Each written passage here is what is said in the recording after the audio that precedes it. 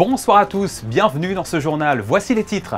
Le Larvoto a désormais son propre marché. Il s'est installé ce matin du côté de la Fontaine-Lartigue et reviendra tous les jeudis. Une idée de la mairie pour redynamiser le quartier de la plage. Il y avait 2 fois plus de noyades que l'année dernière en ce début d'été. C'est ce que révèle une étude qui met en cause les fortes chaleurs. Aymeric Houng, épidémiologiste à Santé publique France, nous expliquera ces chiffres. Et si vous choisissiez une station de montagne pour vos vacances, Valberg ne propose pas de skier en été, mais elle vous promet de nombreuses activités. La vice-présidente du syndicat intercommunal, Marie-Amélie Ginesi, nous les détaillera. Et puis si vos enfants sont plutôt mer que montagne, pourquoi ne pas leur proposer une initiation à la plongée sous-marine? L'école bleue de Pierre Frolat se charge de cette mission aussi instructive que ludique. C'est notre Focus Info du jour. C'est la nouveauté du jour, le petit marché du Larvoto vient de faire son apparition sur l'esplanade Est, à proximité de la Fontaine-Lartigue. Il sera présent tous les jeudis. La mairie de Monaco y voit ainsi un moyen de rendre le quartier plus vivant. Fabien Bonilla et Camille Caloni sont allés découvrir les étals. La mairie de Monaco poursuit sa volonté de redynamiser les quartiers de la Principauté en proposant un petit marché hebdomadaire dans le quartier du Larvoto. Désormais, tous les jeudis de 8h à 13h, 3 maraîchers seront installés place Joséphine Baker, juste à côté de la célèbre Fontaine-Lartigue. Le petit marché du Larvoto a été inauguré par Marjorie Crovetto en présence du maire ce matin. Ça traduit vraiment une volonté du conseil communal de contribuer à renforcer l'attractivité de tous les quartiers. Et ça répond vraiment un petit peu comme notre marché, le petit marché de Monaco-Ville, ça répond vraiment à une demande des résidents de pouvoir acheter des produits frais et de qualité sans prendre sa voiture, sans se confronter à la circulation et surtout sans quitter la Principauté. Un marché au Larvoto, ce jeudi c'était une première et les clients étaient déjà présents. C'est une bonne initiative, je pense que les touristes vont être contents. Après une bonne balade au soleil sur le parvis du Larvoto, de trouver des fruits et légumes à cet endroit, ça peut être sympathique. On voulait proposer à la population du Larvoto quelque chose d'un peu familial, plaisant, proximité, etc. Et nous, on a la chance d'être déjà commerçants à la Condamine, donc on a déjà un petit cœur de clientèle. Et c'était pour amener un petit peu de joie dans ce quartier qui est un peu neutre. On a pas mal de clients qui viennent à la Condamine, mais qui habitent ici dans le coin. Et donc c'est pour faciliter les clients qui habitent ici, pour leur donner un service.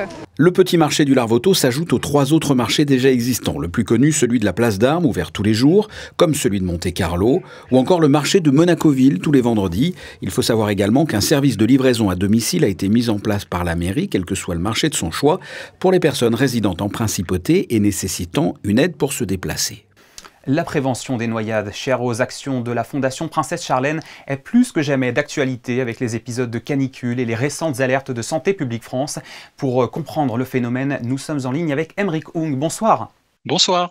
Merci d'être avec nous sur Monaco Info. D'après votre récente étude, entre le 1er juin et le 2 juillet dernier, pas moins de 429 noyades ont été enregistrées en France. 109 de ces personnes sont décédées des suites de leur noyade. C'est environ 2 fois plus que l'année dernière à la même période. Et cette fois, ce serait lié à la canicule. Comment expliquez-vous cela ? Oui, effectivement, les chiffres que vous venez de citer ont été publiés par Santé publique France la semaine dernière. Alors, c'est une forte augmentation par rapport à l'année dernière, hein. Vous l'avez dit, pour l'ensemble des noyades, on est de l'ordre du doublement. Et pour les noyades suite décès, on a augmenté de 58%.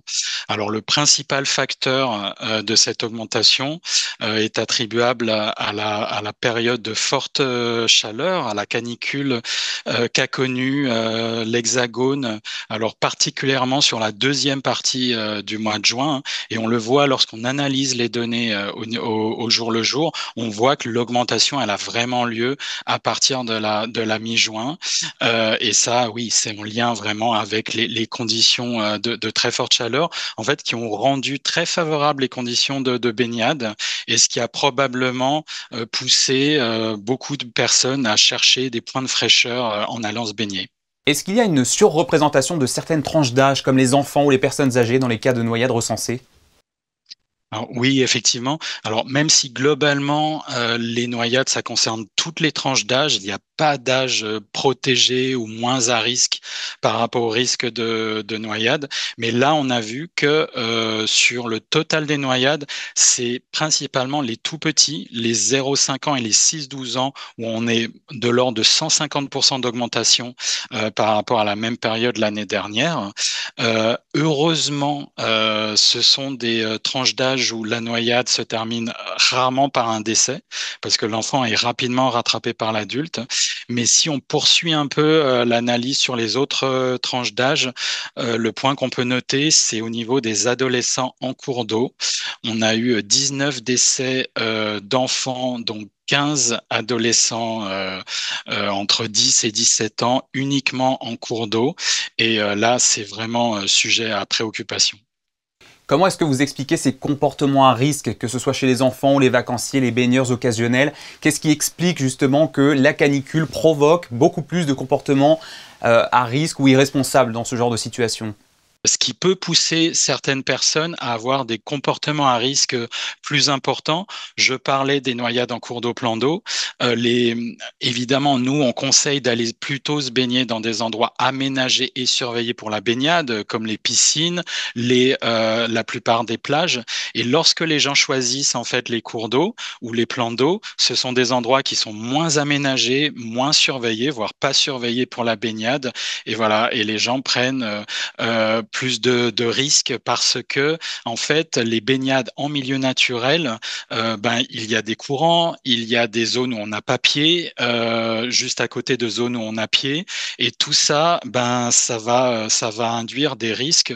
Par exemple, il peut y avoir des consommations d'alcool, et ça va empirer parce que ça va restreindre, ça va diminuer les réflexes. Et donc c'est pour ça qu'il faut vraiment faire extrêmement attention lorsqu'on se baigne en milieu naturel. Et il y a ce phénomène, l'hydrocution aussi, qui peut être très représenté dans ce genre de cas. Lorsqu'il y a une longue exposition au soleil, il faut vraiment rentrer dans l'eau progressivement. C'est vraiment des conseils un peu bateaux, mais qui fonctionnent, c'est-à-dire rentrer progressivement dans l'eau, se mouiller la nuque, le torse, vraiment y aller progressivement, commencer dans des endroits où on a pied. Voilà, il faut que le corps se réhabitue à la fraîcheur de l'eau pour diminuer au maximum les risques d'hydrocution. Est-ce qu'il y a un détail géographique des chiffres que vous avez publiés par Santé publique France ? Oui, alors les noyades, on en dénombre partout, dans le nord, dans le centre, dans le sud de l'Hexagone en France. Alors évidemment, il y en a un peu plus dans la partie sud, tout simplement parce que il y a davantage de piscines, il y a davantage de cours d'eau, plans d'eau, notamment dans la région Auvergne-Rhône-Alpes. Et évidemment, il y a tout le littoral en Méditerranée, où effectivement, qui sont des zones très touristiques. Donc voilà, tout ça fait que globalement, il y a davantage de noyades dans la partie sud de la France. Oui. Merci beaucoup, Aymeric Hung, d'avoir répondu à nos questions sur ces récents chiffres de Santé publique France où vous travaillez en tant qu'épidémiologiste. Merci à vous. Merci beaucoup. Et justement, à l'occasion de la Journée mondiale de la prévention de la noyade, notez que la Fondation Princesse Charlène, en collaboration avec la mairie de Monaco et un ensemble de partenaires, organisera une sensibilisation qui se tiendra vendredi prochain, 25 juillet, de 10h à 17h30 à la piscine du Port Hercule. Retournons sur la promenade du Larvoto qui a accueilli l'orchestre Polyphonia hier soir dans le cadre des soirées estivales organisées par la mairie de Monaco. Une formation instrumentale venue de l'île de la Réunion pour faire résonner 6 groupes d'instruments. Yannick Debever et Sylvain Péroumal ont pu y assister. Regardez. C'est à l'occasion de leur tournée en France et en Italie que l'orchestre Polyphonia a posé ses valises sur le rocher ce mercredi. Une formation instrumentale venue de l'océan Indien et composée majoritairement d'élèves des conservatoires de l'île de la Réunion. Ils sont 42 à avoir fait le déplacement sur cette place Anne-Marie Campora. Donc c'est vrai que nous débutons bien, nous continuons bien la saison. Le directeur et chef de l'orchestre n'est autre que Pierre Varro, cousin germain du colonel Tony Varro, commandant supérieur de la force publique. Sous ses ordres, Polyphonia a donné 518 concerts en 22 ans, dont une centaine à l'étranger. Un succès qu'il doit à la composition particulière de cet ensemble instrumental. L'orchestre Polyphonia, avant tout, c'est une formation atypique autour de l'accordéon. Il fonctionne sur 2 pupitres d'accordéon. Après, vous avez des cordes, des bois, des cuivres, des claviers, les groupes de voix. Enfin, ça fait une sonorité très particulière. Le concept plaît énormément. Et cela s'est vérifié sur la promenade du Larvoto. Bon nombre de passants s'arrêtant pour profiter des magnifiques mélodies classiques, latino, mais aussi Disney, portées par des voix somptueuses. Peux-tu prendre les couleurs, l'air du vent. Une nouvelle soirée musicale réussie pour la mairie de Monaco. Le prochain rendez-vous vous est donné mercredi 23 juillet au Square Gasto. Au menu cette fois, pop, dance et soul.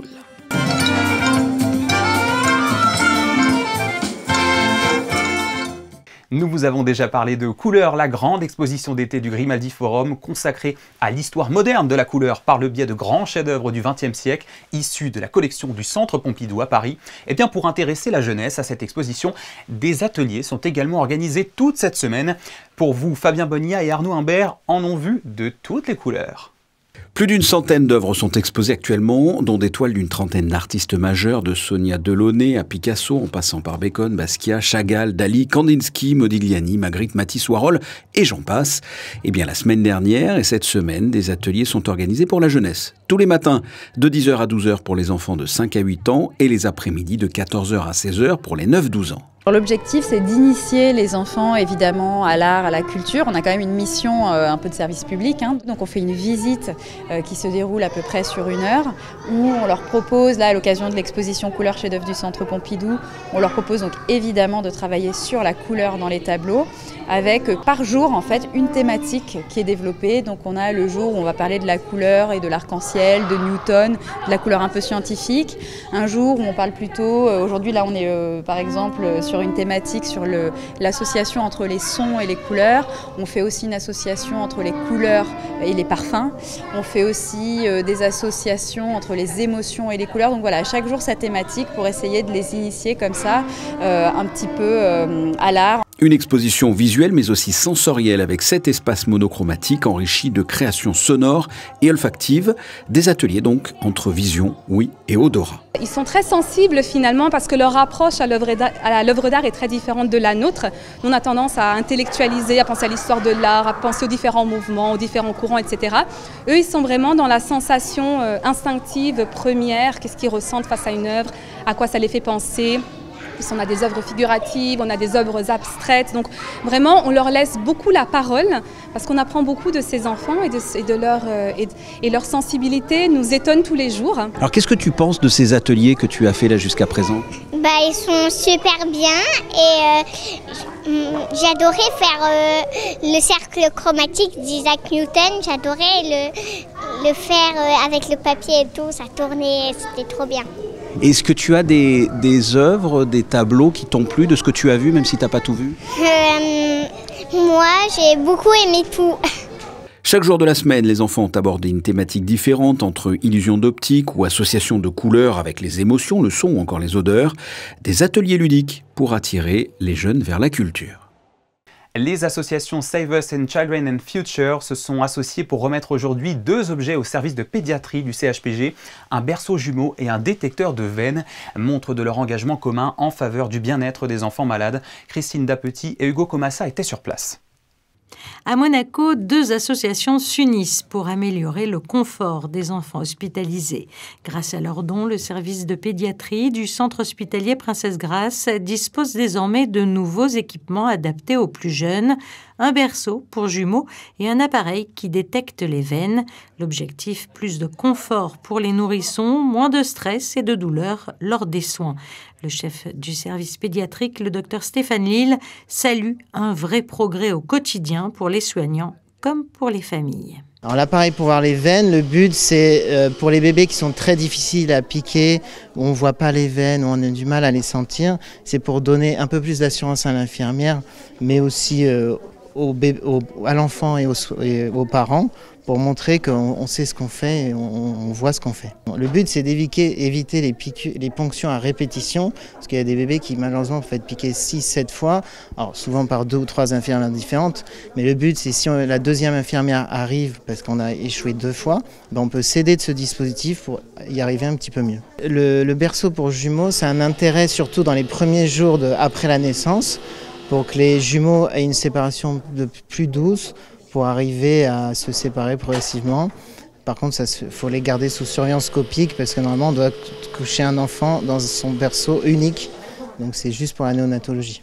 Ces dons sont le fruit d'une collaboration entre deux associations monégasques, vous l'aurez donc compris, Save Us Monaco et Children and Future, unis autour d'une cause commune, un engagement d'autant plus fort pour la présidente de Save Us qui a récemment perdu sa fille atteinte de mucoviscidose. Elle connaissait bien les couloirs de l'hôpital qu'elle a longtemps fréquenté au quotidien. Johanna, quand elle a dû faire sa première cure d'antibiothérapie à l'âge de 8 ans, elle était suivie à Nice, mais bon, habitant Cap d'Aille, c'était pas toujours évident, avec en plus un petit frère à la maison. Et l'hôpital a répondu présent et on a pu faire la cure de 15 jours ici à l'hôpital où on avait été reçus d'une façon incroyable. Et c'est vrai que j'avais envie aujourd'hui à mon niveau de les remercier en leur disant vous avez été là pour nous. Aujourd'hui, nous en tant qu'association, on vous le rend et on le rend aussi à la principauté. On a été approchés par Sonia et Jean-Luc juste avant la No Finish Line l'année dernière, effectivement. Et moi j'ai été touchée par son histoire et par tout ce que cette association essayait de faire pour le bien-être des enfants. Donc quand elle nous a proposé de faire quelque chose ensemble et surtout pour la pédiatrie à Monaco, on a dit oui tout de suite, ça a été rapide. Une initiative généreuse qui en appelle d'autres. Children and Future vous donne déjà rendez-vous en novembre pour la prochaine édition de la No Finish Line au profit d'Action pour l'enfance. L'AS Monaco FC disputait hier son deuxième match de préparation à St. George's Park. Au Royaume-Uni, les hommes d'Adi Hutter se sont aisément imposés 5-0 face à Coventry. Performance due en grande partie à un triplé de Magnès Akliouche en deuxième période. Pour ses prochains matchs de préparation, l'ASM affrontera Nottingham Forest, l'Arminia Bielefeld ainsi que l'Ajax. En basket, cette fois, c'est officiel, le calendrier de l'Euroleague vient d'être dévoilé pour la saison 2025-2026. La campagne s'étendra du 30 septembre au 17 avril avec 38 journées au programme. Et pour sa première, la Roca Team recevra le Zalgiris Kaunas le mercredi 1er octobre. Si vous souhaitez échapper un peu à la chaleur et à la foule, que diriez-vous d'une petite escapade à Valberg? La commune ne tourne pas qu'en hiver, elle est aussi pleine de ressources en été. Et celle qui saura nous le dire mieux que personne est Marie-Amélie Ginesi. Bonsoir. Bonsoir. Vous êtes vice-présidente du syndicat intercommunal de Valberg. Merci d'être avec nous. Je le disais, la station est surtout connue pour ses activités hivernales. Mais comment s'organise-t-elle pour attirer les touristes pendant la saison estivale? Quelles sont les activités phares proposées aux visiteurs? Eh bien, écoutez, ça fait maintenant bien longtemps que la station de Valberg se veut station de montagne et s'oriente sur des activités 4 saisons, et notamment la saison estivale, qui est une saison phare chez nous depuis maintenant de nombreuses années, puisque nous avons su, dans la diversification, proposer des activités telles que l'acrobranche, la luge d'été, la randonnée. Nous avons aussi un bike park. Nous proposons également un golf, la piscine. Donc, il y a vraiment de quoi contenter le plus grand nombre. Voilà, donc tout un tas d'activités. Est-ce qu'il y a des activités vraiment nouvelles par rapport aux années précédentes? Oui, tout à fait. Cette année, on a eu le plaisir de livrer, très récemment d'ailleurs, un pump park. Un pump park, c'est un équipement très innovant, puisqu'il s'agit là d'un mix entre un pump track et un skate park, ce qui va donner un pump park. C'est un équipement pour la ride qui est accessible à tous les véhicules à petits trous, tels que les trottinettes, les skateboards, les rollers. Et ça permet à tous les âges de se divertir et surtout de s'initier aux sensations de glisse. Donc ça vient en complémentarité en plus avec notre domaine skiable en hiver. Est-ce que vous avez observé une évolution de la fréquentation estivale ces dernières années? Tout à fait. L'été a toujours bien fonctionné à Valberg, mais depuis quelques années, on remarque effectivement une augmentation de la fréquentation. On le ressent sur le remplissage de nos gîtes touristiques. On ressent aussi que la saison s'élargit. La saison avant était essentiellement concentrée sur le mois de juillet et le mois d'août. Aujourd'hui, on se retrouve avec des saisons qui vont du mois de mai à la fin octobre sans difficulté, avec des week-ends bien remplis, de l'événementiel aussi qui permet aux clients de monter et de se divertir, mais également ils viennent rechercher la fraîcheur et la tranquillité. Quel type d'emplois sont proposés pendant la saison d'été? Est-ce que les saisonniers d'hiver sont réemployés l'été? À Valberg, on essaye de proposer des postes l'été en tant qu'opérateur, par exemple, pour encadrer notre parcours accrobranche, en tant que conducteur pour nos engins de remontée mécanique qui fonctionnent l'été, des agents aussi qui viennent encadrer nos animations, la pêche à la truite, les différents mini-clubs et événements que l'on peut organiser. Et on est aussi très attractif sur les logements que l'on propose à des tarifs très avantageux dans des logements neufs, puisque nous avons la chance d'avoir un patrimoine immobilier rénové et conséquent. Et quel regard portez-vous sur l'avenir de la station à moyen terme ou à long terme avec la question de la raréfaction de la neige? Est-ce que les activités d'été pourraient devenir une manière durable de faire vivre l'endroit malgré tout? Je suis vraiment pas inquiète pour la station de Valberg quant à l'avenir, puisque nous sommes déjà géographiquement extrêmement bien situés. Nous sommes sur la route des Grandes Alpes. Nous avons plusieurs routes qui mènent jusque chez nous. La route du Science, les gorges de Daluis, le col de la Cayolle, le col de la Couillole. Donc nous sommes déjà par définition sur un point central. Et puis à seulement 1 heure du littoral, à 1 heure de l'aéroport de Nice. Et notre territoire, très riche par sa biodiversité, par son patrimoine naturel, sa faune, sa flore locale, attire le public de plus en plus qui maintenant se reconnecte un petit peu, revient aux sources, et c'est ce que recherchent vraiment les clients quand ils viennent à Valberg. Ils veulent vivre une expérience, ils veulent se reconnecter à la nature, à l'environnement, et c'est en ce sens que la station accueillera prochainement la maison de l'environnement et de l'observation, la maison départementale, puisque le département des Alpes-Maritimes est un acteur majeur du développement 4 saisons de notre station de montagne.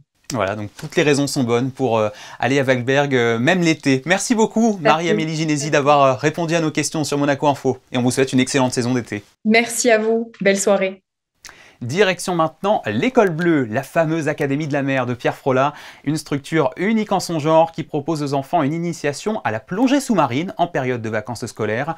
Une expérience à la fois éducative, sportive et pleine d'émotions. C'est notre Focus Info du jeudi. Il est signé Vanessa Dessy, Julien Logier et Sébastien Mésadry. Là, normalement, on devrait être à 31, 32, 33.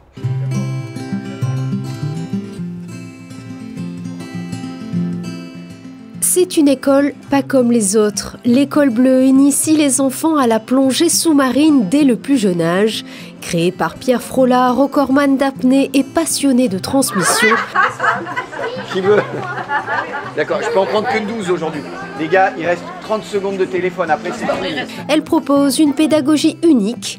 Ici, les enfants y découvrent les bases de la plongée, la randonnée palmée et bien plus encore. On apprend la sensibilisation à la faune et à la flore océanique et méditerranéenne, savoir reconnaître des poissons, des algues, des anémones et ainsi de suite.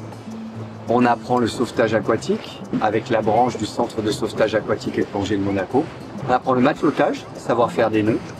Et puis on apprend aussi un peu à piloter de temps en temps. On apprend à se mettre en sécurité dans l'eau.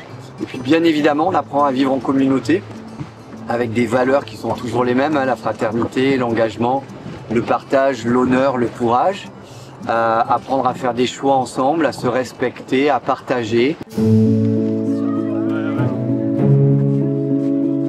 La plongée commence souvent bien avant la mise à l'eau. Certains enfants arrivent avec la peur du grand bleu. Chaque étape est pensée pour rassurer, écouter, encourager.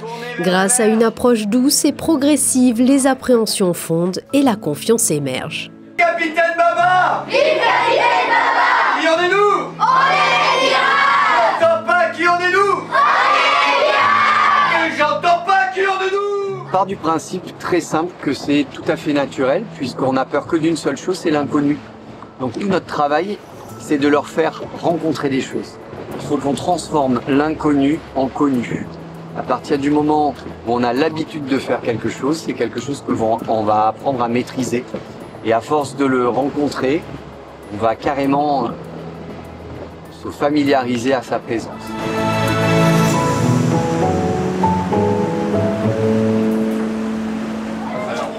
Charlène, Yann, Mathilde et Thomas.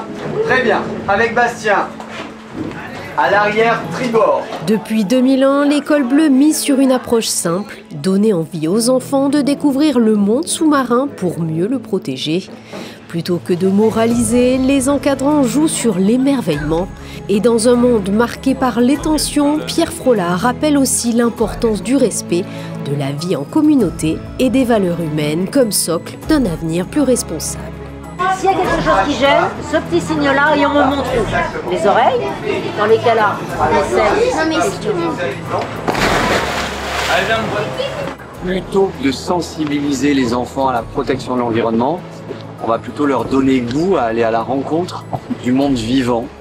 Et je pense que à une période actuelle où l'actualité est quand même assez noire, il y a beaucoup d'incivilités, beaucoup de guerres, beaucoup de difficultés humaines. Recentrer avec les enfants la nécessité justement du respect humain, de la vie en communauté, c'est quelque chose qui va qui va résonner. Ce sera peut-être très certainement beaucoup plus simple pour protéger la nature par la suite.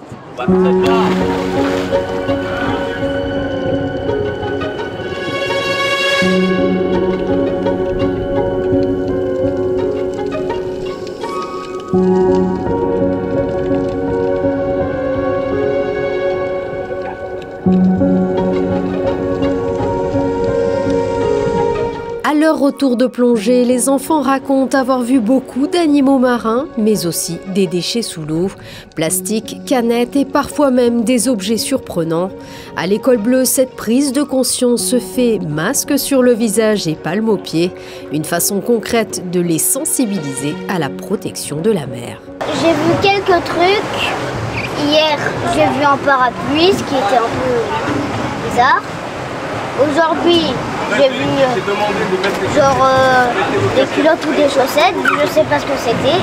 C'est pas bien pour l'environnement et c'est surtout pas bien pour notre planète. Plein de plastique, j'ai vu du métal, j'ai vu un conteneur, ça pollue la terre. Il faut ramasser les déchets qui sont sur la mer, ne pas les laisser traîner, trier les déchets.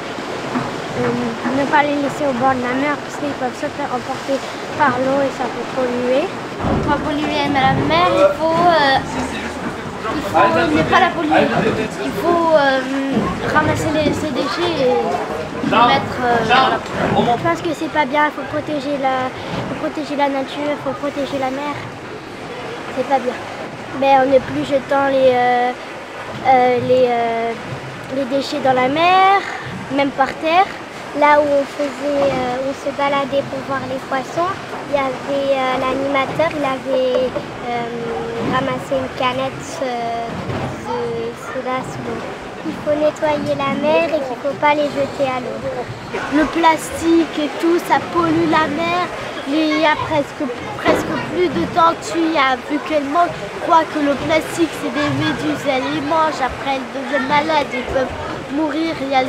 Il y a des poissons qui meurent à cause de ça. À la fin du stage, Pierre Frolat guette un sourire fier, un regard apaisé. Ce qu'il espère, que chaque enfant reparte grandi, curieux et surtout connecté à la Méditerranée.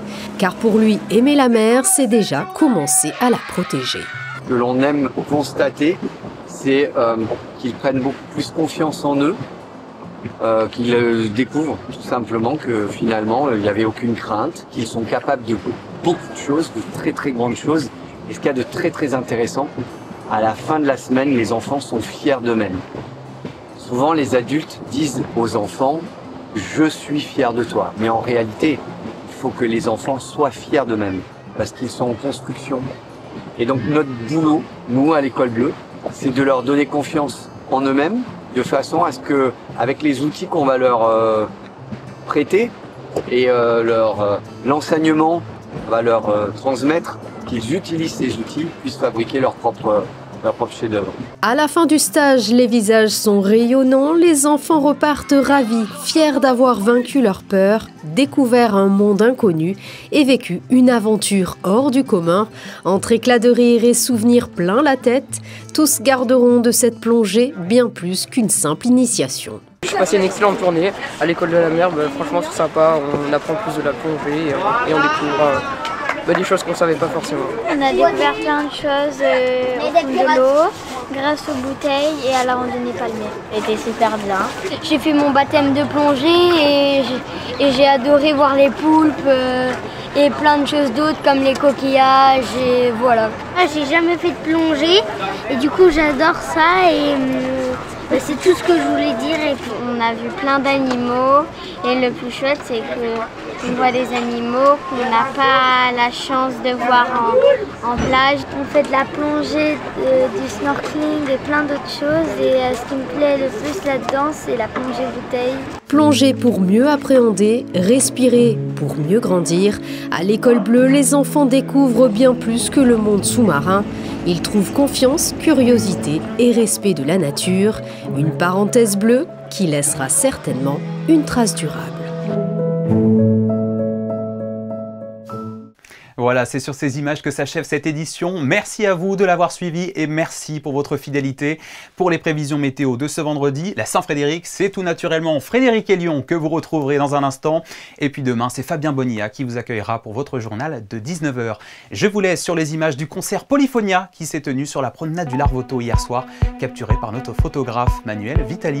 Excellente soirée sur Monaco Info et à bientôt.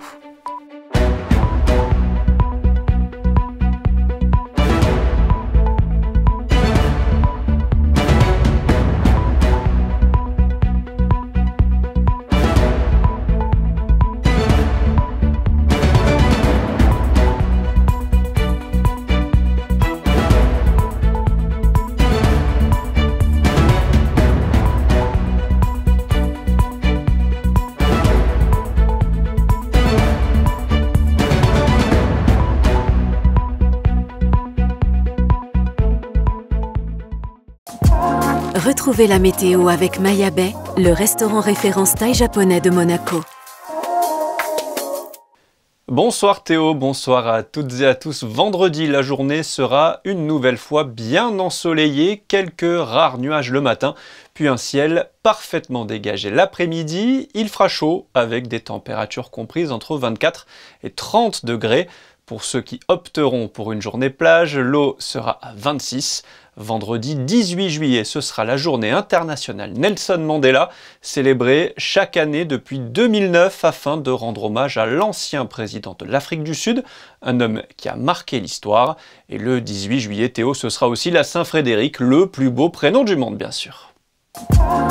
C'était la météo avec Maya Bay, le restaurant référence thaï japonais de Monaco.